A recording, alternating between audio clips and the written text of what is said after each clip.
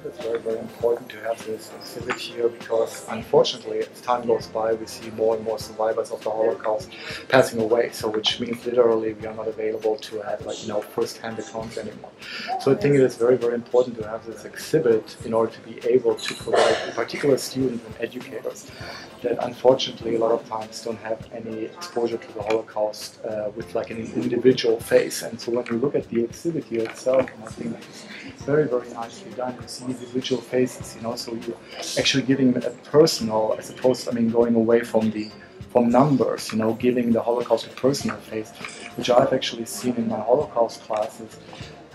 Really is so effective, that like students can in particular relate to an individual story and to individual faces, and I think when I look at the photographs here, this is like done in a very, very touching and very, very intense way, and from my experience this is the way it should be done to really get this message across to the young generation that unfortunately a lot of times hasn't even heard about the Holocaust. So for a lot of my students tonight here that are not in my Holocaust class but in many of my other classes, and for the general audience, I assume this is like the first time that they're seeing this picture. So I think it's very, very important to make this actually available statewide or even countrywide. I can't even imagine what it would be like to be there.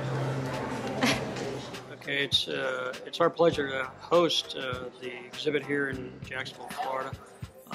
We always are reminded of our past, and this is good for especially some of our students to see some of the heritage of the Jews and the Nazis and things like that. So we're happy to host the foundation and exhibit. Very interesting reminder of what has gone before. It really is. It is amazing to me that there's still cultures that still deny this. It's abhorrent to me, actually.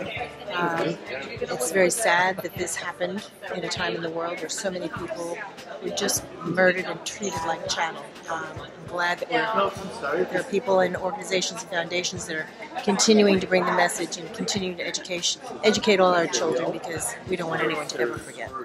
For this community, the importance is that we have something like this for people in Jacksonville to come and visit, because we're a community that does not have a permanent established Holocaust memorial or museum. We have temporary exhibits from time to time. We have a very good collection in our library downtown, but we don't have something like this that people can come to on a regular basis.